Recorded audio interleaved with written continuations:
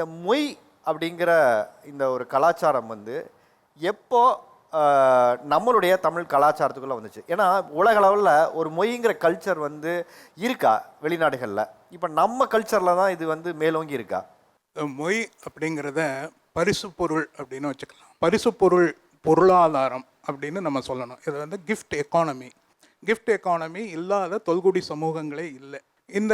இதனுடைய அடிப்படை என்ன அப்படின்னு வந்து பார்த்தீங்கன்னா, அன்பளிப்பு அப்படின்னு சொல்கிறோம் இல்லையா?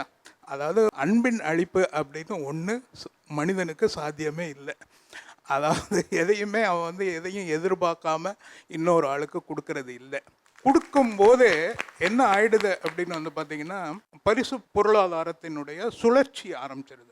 நான் ஒன்று அன்பளிப்பாக வாங்கிட்டேன்னா நான் உங்களுக்கு கொடுத்தே தீர வேண்டும் அப்படிங்கிற கட்டாயம் என் மனசுக்குள்ளே இருக்கத்தான் செய்யும். கொடுக்கல் வாங்கல், மன உறவுகள், எல்லாருமாக சேர்ந்து திருவிழாக்களை கொண்டாடுதல், எல்லாருமாக சேர்ந்து விருந்துண்ணுதல் அப்படின்னு இருக்கக்கூடிய பல சமூக நடவடிக்கைகளில் இந்த மொய்ன்னு நம்ம சொல்கிறது பரிசு கொடுத்து பரிசு வாங்கிக்கிறது அப்படிங்கிறது ஒரு பழக்கம்தான். இதனுடைய முக்கியமான அம்சம் என்ன அப்படின்னு வந்து பார்த்திங்கன்னா, அது என்றைக்குமே நான் உங்களுக்கு ஒரு பரிசு கொடுக்குறேன் அப்படின்னா அந்த பரிசு நமக்கு இடையில் இருக்கக்கூடிய உறவு இருக்குது இல்லையா, அதனால் ஏற்படக்கூடிய உறவு சமமானதாக இருக்கிறது இல்லை. ஏன்னு பார்த்தீங்கன்னா, அது வந்து ஒரு டாக்டருக்கும் ஒரு பேஷண்ட்டுக்கும் இடையில் இருக்கிற மாதிரியான ஒரு உறவு.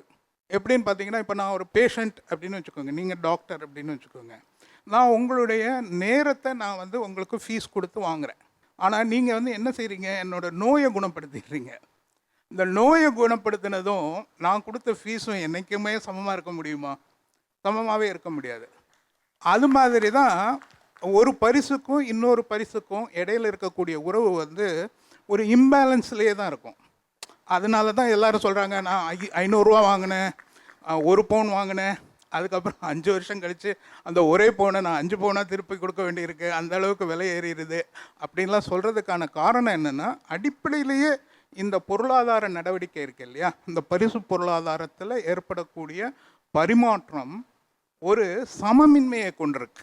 இந்த சமமற்ற பரிமாற்றமாக இருக்கிறதுனால தான் அது என்றைக்குமே ஒரு திருப்தியையும் தராது.